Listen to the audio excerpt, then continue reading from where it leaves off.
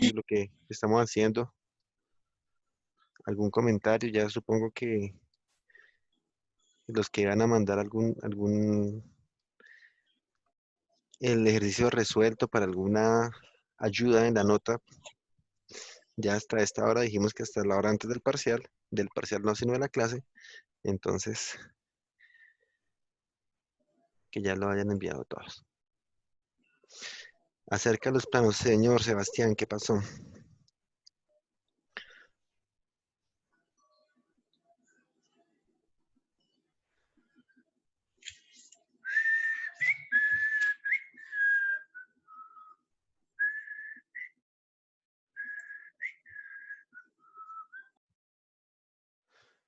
Bueno, cualquier caso particular lo hablamos al final. Vamos a iniciar entonces con el tema del predimensionamiento estructural. Entonces recordemos que nuestra famosa ecuación con la que hemos trabajado es igual de fuerza, fuerza es igual a una rigidez por un desplazamiento, ¿cierto? Entonces en esta primera parte vamos a dedicarnos al término de rigidez, al término K, que es todo lo asociado a la caracterización de la estructura. Entonces dijimos que esa rigidez depende, como por un lado del material, por otra parte de las secciones estructurales que tengamos y también de la geometría como tal de la edificación. Entonces vamos a averiguar, de acuerdo con la norma NSR 10, cuáles son los requisitos para esos elementos. Empezamos diciendo pues que tenemos, ya estamos hablando de estructuras tridimensionales, ¿cierto? De edificaciones, y en esas edificaciones encontramos placas. Nosotros ya en el análisis matricial hablamos de elementos de pórticos planos, ¿cierto?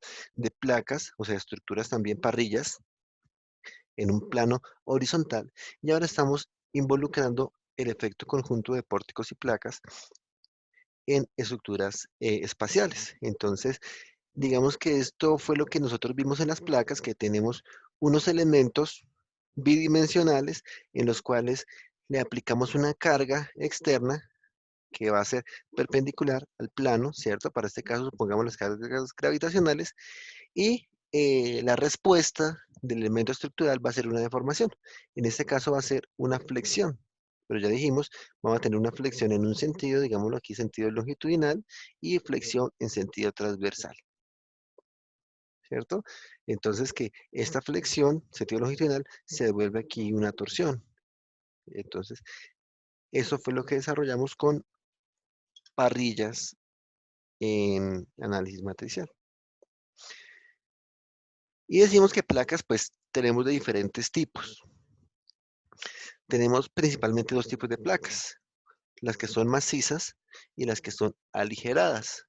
Las que son macizas, pues como su nombre lo indica, es un volumen de concreto fundido completamente, ¿cierto? De espesor constante. ¿Por qué constante? Porque para que la formaleta nos ayude, ¿cierto? Por costos y demás. Si me pongo a hacer figuras, pues ya la formaleta empieza a generar un sobrecosto en la estructura. Tengo aquí tres casos diferentes. Una placa maciza, un conjunto de placa maciza con columnas, ¿cierto? Un conjunto de placa maciza con columnas y adicionalmente tiene capiteles. ¿Qué son los capiteles? Son esos sobreanchos que se le están dando a las columnas en la integración con la placa. ¿Para qué se utilizan esos capiteles?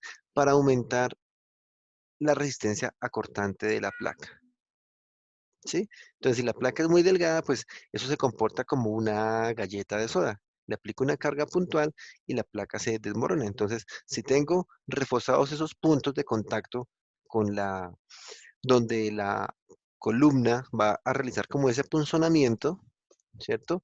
Entonces ya podemos garantizar que el funcionamiento de la placa va a ser adecuado. O un sistema más convencional que está visto aquí en la parte inferior, que es una losa maciza. Para este caso se dice que está armada en dos direcciones, pero es una losa apoyada sobre unas vigas, ¿sí? Entonces la losa apoya en las vigas transfieren la carga a las columnas y las columnas a la cimentación. Entonces, placas macizas. Y por otro lado tenemos placas aligeradas, ¿cierto? ¿En qué consisten las placas aligeradas? Tienen varias ventajas. Por un lado, van a ser unas placas más altas en general. Estas placas constan de una plaqueta, digamos así, una plaqueta superior y unidas con unas viguetas, ¿cierto? Unas viguetas o nervios. Entonces, esas viguetas, pues digamos, el conjunto como tal, plaqueta con viguetas, es más alto que la placa maciza. Al ser más alto, pues vamos a darle una mayor inercia al sistema. Si le damos una mayor inercia, pues vamos a darle mayor resistencia y vamos a reducir desplazamientos. Por un lado, esa es una de las ventajas. Otra ventaja, de que como va a ser aligerado, ¿cierto? O sea, muchos tramos vacíos, entonces el peso de la placa va a ser menor. Entonces, desde todo punto de vista, es ventajoso el sistema aligerado. Y sistemas aligerados tenemos en una dirección y en dos direcciones. Los que están aquí presentados en las imágenes son sistemas aligerados en dos direcciones. ¿Por qué se conoce que son en dos direcciones? Porque yo tengo viguetas en sentido, digamos, en sentido y en sentido X. ¿Sí? Aquí también. Viguetas en sentido Y, viguetas en sentido X, con la diferencia que a la izquierda tengo unas vigas que me enlazan las columnas y a la derecha tengo unos capiteles, que son los que me van a dar la resistencia puntual de cortante en la estructura. Alguien me está haciendo una pregunta, como dice Juliancho. Ingeniero, ¿el grosor de la aligerada es menor que el de la maciza? Eh, la pregunta es si la plaqueta superior, ¿sí? Esa plaqueta superior, el grosor sí va a ser inferior, ¿sí? Ya vamos a ver que la norma me da una especificación para todas esas dimensiones, ¿sí? Más unas restricciones. Pero en general sí, digamos, aquí podemos estar hablando de placas de 5 centímetros, 8 centímetros, ¿sí? Dependiendo de las deflexiones que nosotros queramos ver ahora entre la placa, entre apoyo entre viguetas, ¿cierto? Y de losas macizas podemos estar hablando de placas de 20, 25 centímetros, 30 centímetros. Pensemos en una placa de 20 centímetros, ¿sí? Si sabemos que la densidad del concreto es de 2.400 kilos por metro cúbico, ¿cierto? Una placa maciza, un metro cuadrado de placa maciza, o sea, uno por uno por 0,20, ¿cierto? Por 2.400, eso me da que un metro cuadrado de esa placa está pesando alrededor de media tonelada. Un metro cuadrado.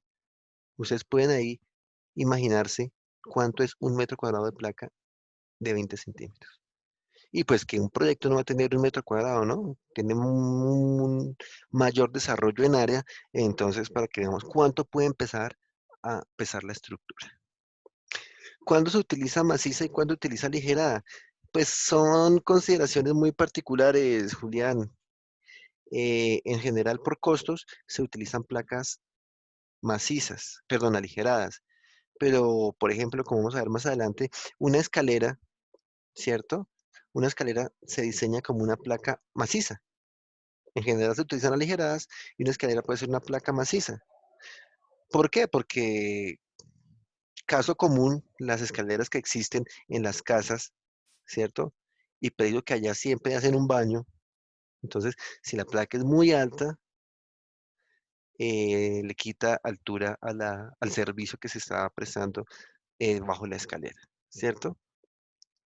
O en, no sé, de pronto en sistemas industrializados se puede pensar en tener losas macizas, ¿sí? Sistemas como placa fácil, bueno, bueno, no sería del todo maciza, ¿sí? Pero de pronto en sistemas industrializados, o ya dependiendo como del diseño estructural, de luces que se estén manejando. Pero pues cualquiera de las dos soluciones técnicamente es viable. Lo ideal es buscar optimizar recursos, sobre todo económicos, y en ese sentido sí va más alineado el sistema de placa ligera. Este es un sistema de placa ligera. ¿Cómo es el corte de la placa aligerada? Pues voy a tener una loseta superior, ¿cierto? Una loseta superior, unas viguetas, pues encima de, digamos, como estructura, ¿cierto? Va a tener un casetón de aligeramiento, va a tener una loseta inferior que puede o no puede existir, ya hablamos de eso, y adicionalmente, pues eso a nivel de estructura, ¿no? Va a tener unos acabados de piso, unos acabados de techo. Esos casetones pueden ser de varios materiales. Antiguamente se utilizaba casetón de guadua, pero ahora la reglamentación ambiental eh, evita, prohíbe que se use o se mal use la guadua con esa aplicación, ¿cierto?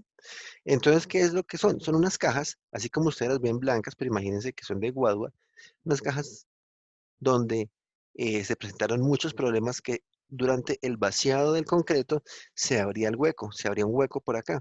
Entonces, se empezaba, que si está vacío, sí, es un casetón vacío, es un aligeramiento, entonces se empezaba a colar por allí el concreto. Entonces imaginen que el diseño no está considerando un peso y si aquí se llena la mitad del casetón, sí, por error constructivo del casetón de la guadua, entonces es un peso adicional que va a sobrecargar mi estructura.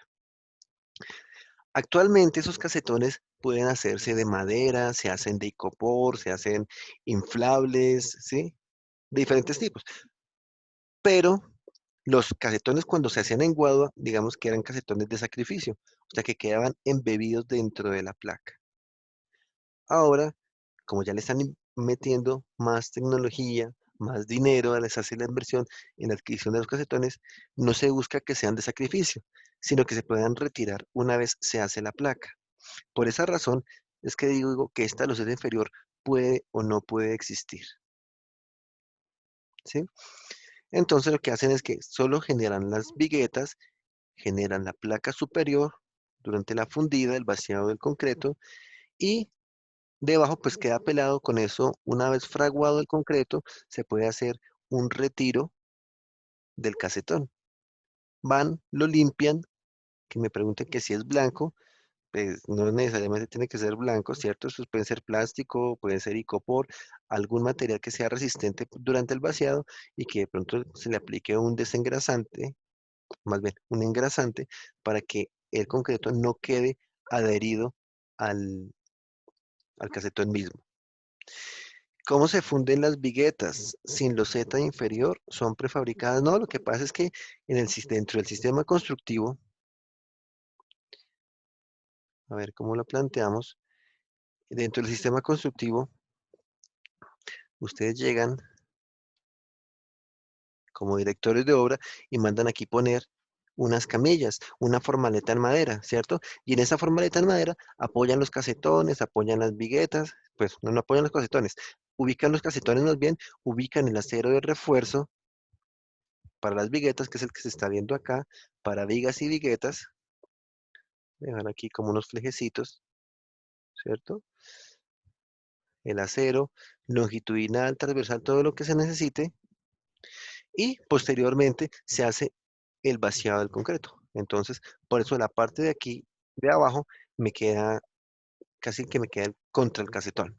Si son inflables, pues se desinflan, se retiran. Si son de copor, se busca la manera que se suelten, sí, por eso digo que antes debe tener como un engrasante de manera que se evite adherencia entre los dos materiales. El icopor no se pega al concreto o se utiliza algún aditivo, sí, algún, como un engrasante, materiales que ya son de obra, ¿sí? El color, pues realmente a mí no me interesa el color del casetón, lo que me interesa es su funcionalidad, ¿sí? Y después llega por acá encima la mixer, la bomba y empiezan a fundir. Entonces queda fundido de una vez toda la vigueta, la placa, bueno, viguetas y placa me quedan fundidos de una vez.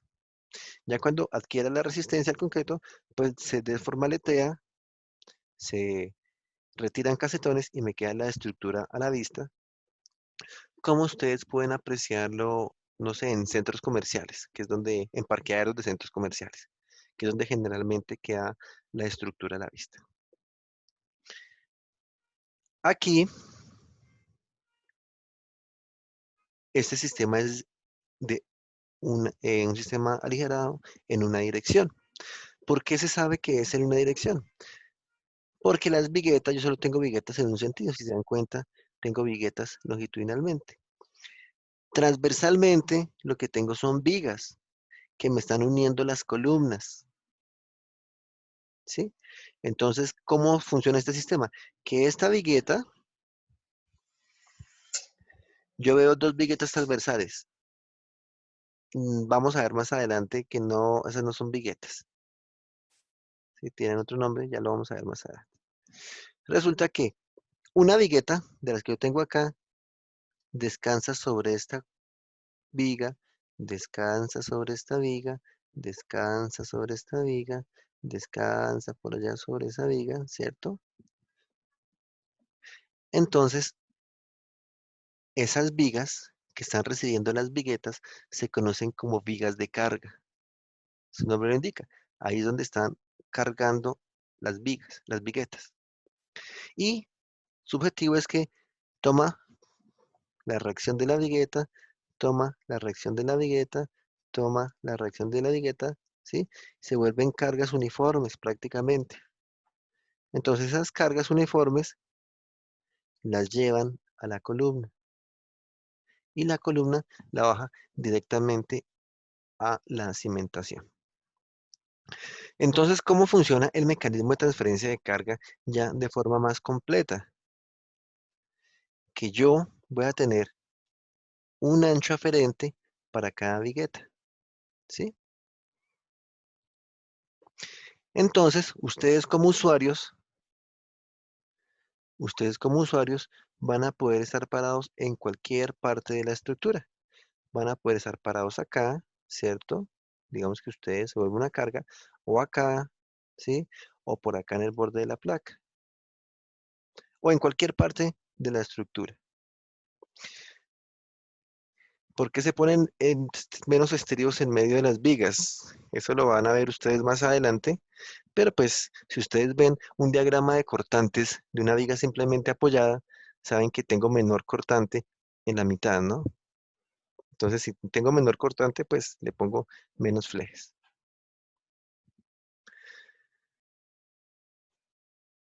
Seguimos. Entonces, si tenemos acá, ustedes pueden estar parados aquí en la placa, ¿cierto? O aquí sobre la vigueta, o acá en un punto intermedio. Toda la carga que está en el recuadro amarillo, ¿cierto? Toda la carga que caiga, que recaiga sobre ese cuadro amarillo va a llegar de algún modo a la vigueta. Si está parado directamente en la vigueta, pues es evidente, ¿no? O si no, yo debo de proveer un espesor suficiente para que por cortante, digamos que eso se me vuelve como una viga simplemente apoyada, ¿cierto? Acá, ese trozo de placa que se apoya en viga, en vigueta y vigueta, yo debo proveer un espesor suficiente para que esa placa no se llegue a quebrar, no se llegue a fisurar en la transferencia de carga que hago de, pues, digamos, si somos nosotros, a la vigueta. Una carga muerta, una carga viva, las cargas que sean, ¿sí? Entonces, el sistema de cargas es inicialmente recibido por las placas. Donde ustedes están en este momento va a ser una placa. Ustedes no saben si están en casetón o si están en vigueta, pero sea como sea, la carga va a llegar a las viguetas. De las viguetas llegan a las vigas de carga, de las vigas de carga van a las columnas y las columnas van a cimentación. Entonces, el peso de ustedes, cada gramo que ustedes pesan, tiene una trayectoria muy definida de cargas, ¿cierto? Desde la placa hasta la cimentación. Entonces, en este sistema de una dirección, pues esa trayectoria es bastante evidente. En un sistema como los que vimos anteriormente, que es en dos direcciones, pues resulta que si estoy parado aquí en la mitad de la estructura, acá, ¿cierto? La carga puede ir para allá, para esa viga, para acá, ¿sí? Una parte para allá, otra parte para acá, otra parte para acá y otra parte para acá, ¿cierto? Porque estoy repartiendo en dos direcciones, horizontal y transversalmente. En esta dirección, pues ya solo estoy garantizando que voy directamente hacia las vigas de carga. ¿Habrían menos puntos de falla en dos direcciones? Pues yo puedo diseñar en una o en dos direcciones. Si soy juicioso, el diseño me tiene que quedar bien hecho en cualquiera de los dos sistemas. Una o dos direcciones en sistema aligerado, una o en dos direcciones en sistema macizo. ¿Sí? Estos elementos que son paralelos a las viguetas se les conoce como vigas de rigidez. ¿Sí? Entonces ustedes se dan cuenta que es como una vigueta también, pero va a tener una mayor responsabilidad estructural, particularmente ante cargas sísmicas. Entonces tengo vigas de carga, vigas de rigidez, columnas que ya las conocen, unas viguetas, y por ahí me dijeron hace un momento, ahí veo otras cosas. Esos elementos se conocen como riostras. Supongo que me hablan de este, supongo que me hablan de este. ¿Sí? Son riostras. Ya más adelante vamos a ver qué función cumplen esas riostras. No son viguetas, son riostras.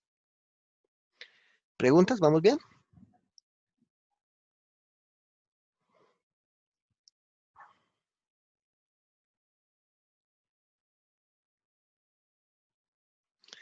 Bueno, pues continuemos. Entonces, así como ustedes ya tienen un proyecto, yo también tengo mi proyecto. Y mi proyecto tiene esta configuración. No reparemos en las secciones, porque son las secciones que ya me estoy inventando en este momento. Muy seguramente no van a ser las que queden finalmente. Es una planta, bueno, esta va a ser como la planta general de mi edificación. No es tan irregular como las que ustedes tienen, pero me sirve para mi ejercicio. En esta planta resulta que tengo tres niveles, uno a 350, el otro a 650 y el otro a 9 metros. En el primer nivel tengo una planta de esta forma, planteada como un vacío intermedio en la zona central. En el nivel 2 resulta que esta zona de la izquierda va a desaparecer. Entonces va a quedar solo con un vacío y una zona acá de, bueno, voy a pensar que este edificio puede ser residencial, ¿sí? ¿Por qué es así? Porque el proyecto arquitectónico se planteó de esa forma. Y en el tercer nivel resulta que volvió a aparecer esta zona aquí encima, pero se hizo un retroceso de este lado. ¿Por qué? Así es el proyecto arquitectónico. Es algo de que no puedo discutir. Así se planteó, así se negoció con el cliente. Julián, o sea que en el segundo piso se aprovecha menos espacio. Sí, así es el proyecto arquitectónico, Julián. No puedo ir acá nada con eso.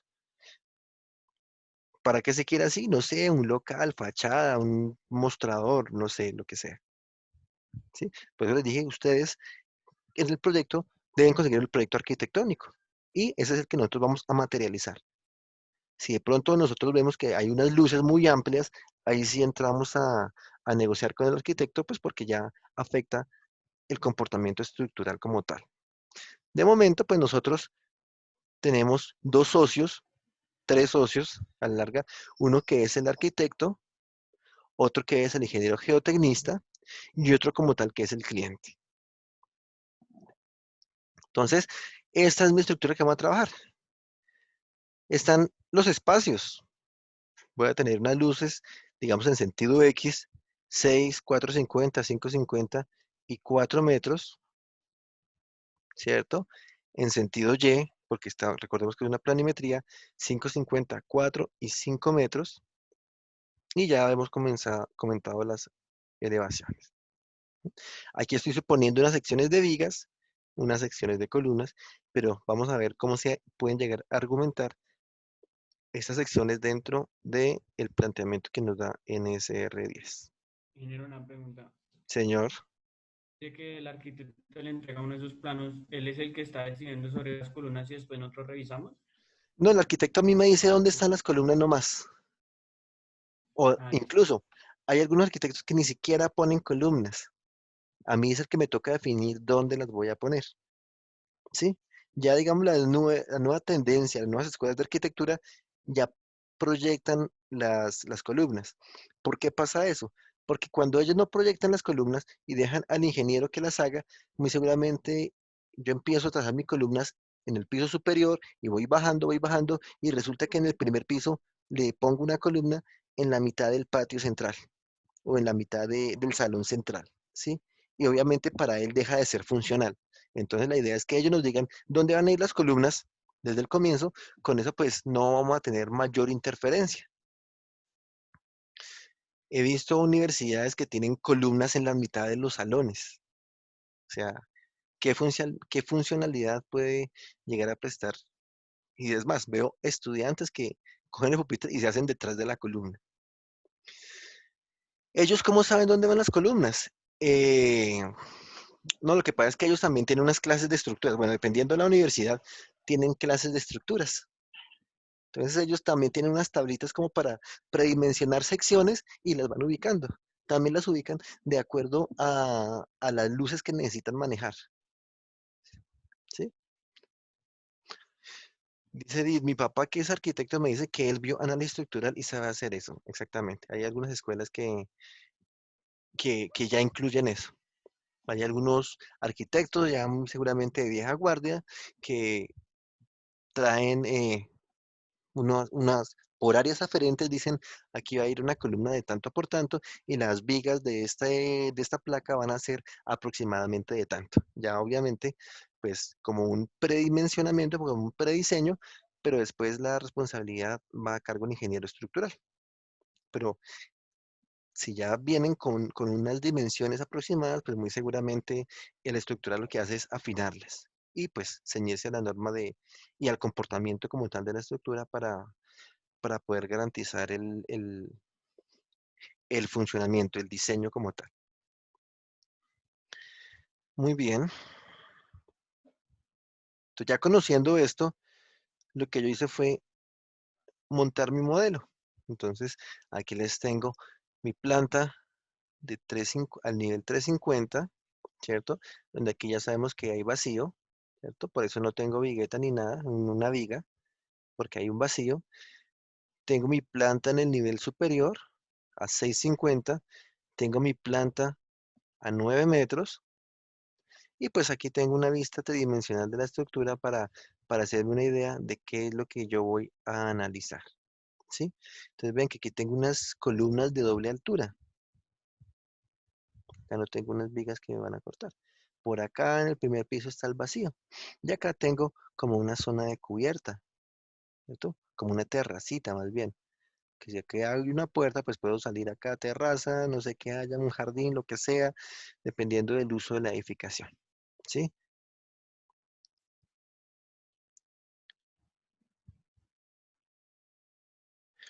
Listo. Entonces con esa configuración y planteando que vamos a tener estructura en concreto, ¿cierto? Ya para ir aterrizando un poco la rigidez y el material, y pues sobre todo que este curso es un prerequisito para su curso de diseño en concreto, vamos a hacer una evaluación de cuál es el espesor de las placas que podríamos empezar a utilizar. Para eso, yo debo ser consciente que puedo tener mis viguetas en dos direcciones. Muy bien pueden ser en este sentido longitudinal, ¿cierto? O pueden ser en este sentido transversal. Cualquiera de las dos opciones es perfectamente viable, ¿de acuerdo? Y para eso, digamos que aquí ya les tengo resumido, yo generalmente los pongo a leer esta parte, yo los llevo a la tabla de la NSR 10. Esa tabla ahí dice, tabla C95A, que se llama alturas o espesores mínimos de vigas no preesforzadas o losas reforzadas en una dirección, ¿sí? Nuestro sistema va a ser en una dirección, a menos que se calculen deflexiones. Entonces, esta tabla lo que me dice es, oiga, usted puede utilizar esta tabla para predimensionar la altura de los elementos estructurales. A flexión, ¿quién está trabajando a flexión? Las vigas, ¿cierto? Si usted utiliza unos espesores menores, también puede hacerlo, pero verifique las deflexiones que le van a dar en su otra condición. Si usted utiliza los espesores que se le indico acá, no tiene que hacer chequeos adicionales. ¿Sí? Entonces, bueno, listo. Entonces me están diciendo aquí losas macizas en una dirección. Ya sabemos que tenemos opciones de diseñar losas macizas o la opción de diseñar losas aligeradas o losas nervadas. Entonces, aquí vamos a encontrar varios nombres que quieren decir lo mismo. Esto se convierte en una clase de interpretación, de lectura, ¿sí? Pero entonces para que tengamos los conceptos claros. Se nos cierra la sesión en 7 minutos y no quiero que se me borren los apuntes. Entonces voy a inducir el cierre en este momento para que nos vamos a reconectar y poder hacer todos los cálculos que necesitamos ahorita. Tengan apuntes a la mano y ya nos vemos.